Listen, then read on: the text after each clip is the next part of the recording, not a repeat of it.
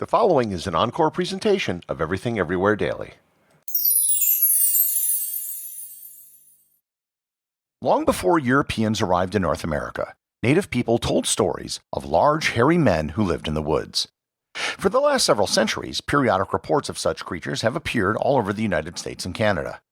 In the late 60s and early 70s, photos and movies started to appear which seemed to provide evidence of these creatures. Seemed. Learn more about the legend of Sasquatch, aka Bigfoot, on this episode of Everything Everywhere Daily.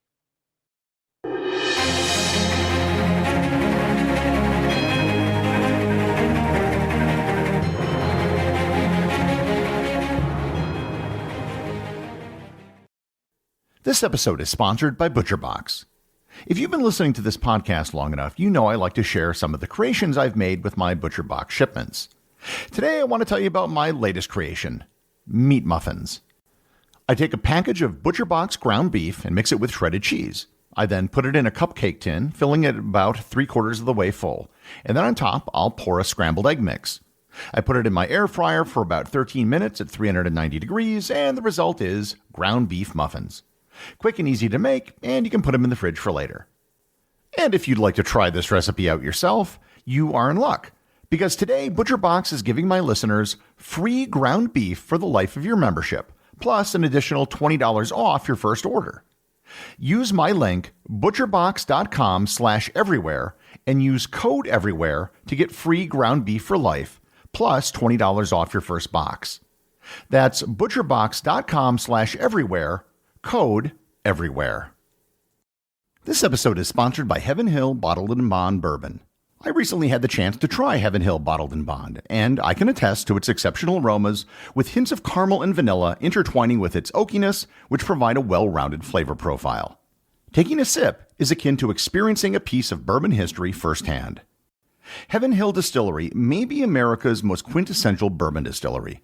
Established in 1935 after the end of Prohibition, the distillery was established by the Shapiro family and has remained a family-owned distillery to this day.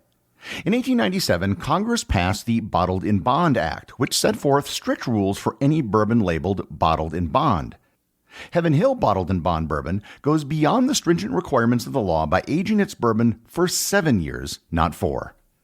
The end result is a gold medal-winning bourbon that truly stands out.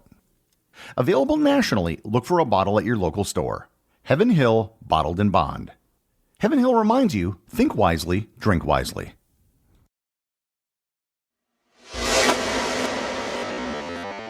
Long before landing a lead role in Harry and the Hendersons, becoming a leading spokesperson for beef jerky, and having a supporting role in The $6 Million Man, stories of Bigfoot or Sasquatch were circulating amongst the peoples of North America. The legend of what we know today as Bigfoot existed in many different indigenous North American cultures. The word Sasquatch is actually an anglicization of the word Saskets, which comes from the Haklomailam language of British Columbia. According to the Sahelish people, Saskets was a shape-shifting creature who protected the forest, and the name Saskets translates to hairy man. The Sahelish were far from the only native people who had a similar legend. There are petroglyphs in the Tool River Reservation of California which depict what appear to be a family of large hairy creatures. In parts of the southeastern United States, there are tales of a creature which is known as Skunk Man. The Lumi people of the Pacific Northwest talked of a creature known as Samekwes. The Iroquois people of the northeast United States and southern Ontario and Quebec had a legend known as Ganoshqua, the stone giant. These aren't the only legends told by native peoples. There were many different stories that had similarities. A large humanoid creature with lots of hair and often smelled really bad.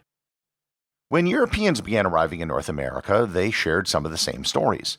Spanish missionaries in the 16th century told tales of Los Vigilantes Oscuros, or the Dark Watchers.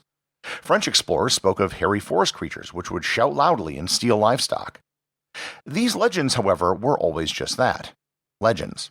There were things people spoke of in the same way that people spoke of fairies and dragons back in Europe and Asia.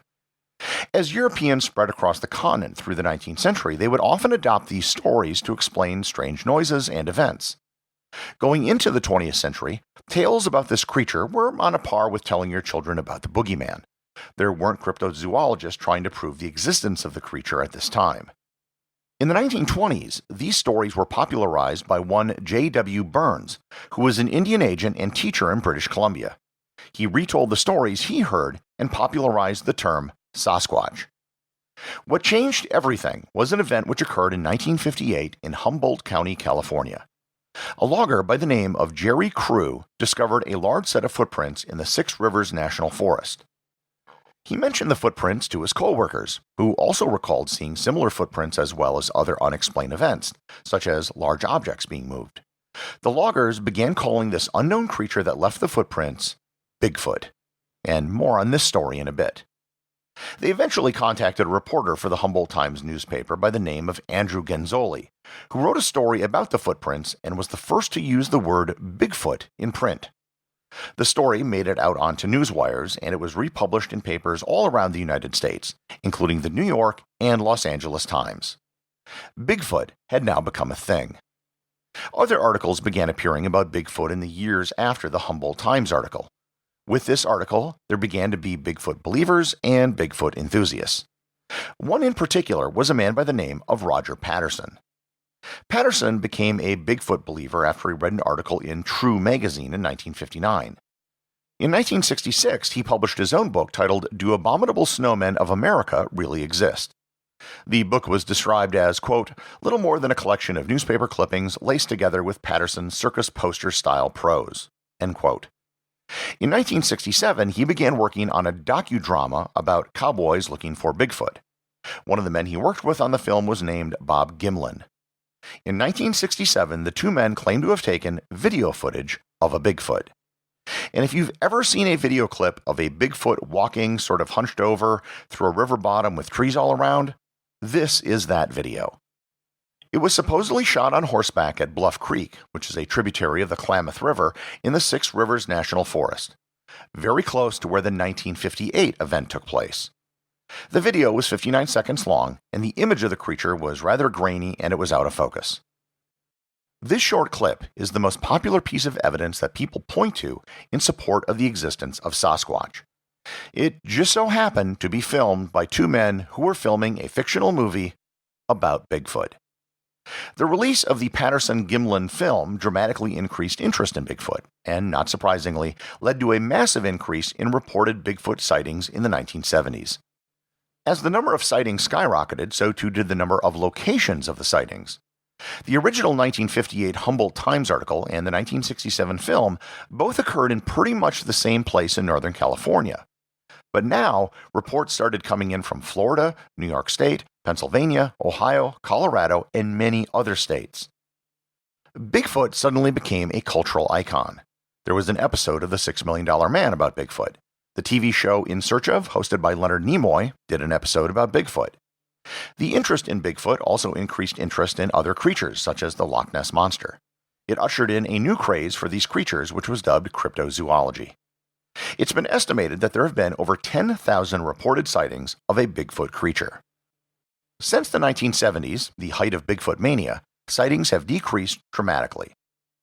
So, is there a species of large hominid or ape that exists in North America? Is there a kernel of truth to the centuries of stories that have been passed down? Here's the problem. You can't prove a negative. The absence of evidence does not imply the evidence of absence. Someone could bring forward a Bigfoot corpse tomorrow and put the matter to rest. However, as of today, despite centuries of stories and legends, there hasn't been a single bit of physical evidence in support of a Bigfoot creature. There haven't been any bones, hair, bodies, or fecal matter found from which we could take a DNA sample. Absolutely nothing. If you've ever gone hiking in the woods, you can usually find evidence of animals even if you don't see them walking around. But there's no such evidence that has ever been found for Bigfoot. Just given the amount of time and odds, you'd think that there might have been one accidentally hit by a car or shot by a hunter, but that has never happened. Ecologists note that if there were a hidden species of ape, there would need to be enough for a breeding population. They couldn't remain that hidden for long, yet still remain a viable species. So, what could explain the thousands of sightings? One common problem is that people misidentify bears at a distance. Bears can walk on their hind legs for short distances, or to reach something. Many of them also have black fur, just like Bigfoot is claimed to have. Another possibility is that humans have a tendency to find patterns and shapes. It's how you can see a face in a cloud. This is known as pareidolia. In the woods, you might see something of ambiguous shape, but your mind might see something vaguely like a person with arms, legs, and a head. Another problem is that many of the sightings tended to peak precisely when Bigfoot was ascending in popularity. People began seeing Bigfoot at the same time that everyone began talking about Bigfoot. Consider that as everyone began carrying around high-quality digital cameras on their smartphones, there hasn't been an explosion of high-quality digital images of Bigfoot. The most damning evidence against the existence of Bigfoot is the fact that so much of the evidence has been proven to be hoaxes. Take, for example, the original 1958 footprints found by loggers. In 2002, one of the logging crew members, Ray Wallace, passed away. After his death, his family came forward to announce that their father had created the footprints with carved wooden feet. They produced the wooden feet, which matched the original plaster casts of the footprints taken in 1958. In 1998, a man by the name of Bob Hieronymus stepped forward and claimed to have been the man in the suit from the 1967 film. He said he originally didn't come forward because he was supposed to get a third of the money from the film, and then later because he was concerned about being accused of fraud. However, his story has been corroborated by several people, one who he told privately in 1969, and others who actually saw the gorilla suit. National Geographic did an interview with him, and his gait is very similar to that of the Bigfoot in the photo. In the National Geographic video, it seems that everyone in his small town knew about his role in the Bigfoot film for years. He said he was paid $1,000 for just a few minutes of work when he was 26 years old. The man who claims to have sold the suit, Philip Morris, ran a costume shop in 1967 in North Carolina. He claims that it was a gorilla suit that he sold to Patterson via mail. He talked about selling the costume since the early 1980s, but only to other people in the profession and never publicly. Both he and Bob Hieronymus claim that football shoulder pads were worn inside the costume and that the arms were longer than the actual arms. But these aren't the only hoaxes that have been exposed. In 2005, a Bigfoot researcher by the name of Tom Biscardi announced that he had captured a Bigfoot and was going to sell access as a pay-per-view TV event. He never had a Bigfoot. In 2008, another Bigfoot enthusiast by the name of Rick Dyer claimed that he had found a Bigfoot corpse. The story was covered by major news outlets, and when he delivered the frozen body, it was made out of rubber and fake hair.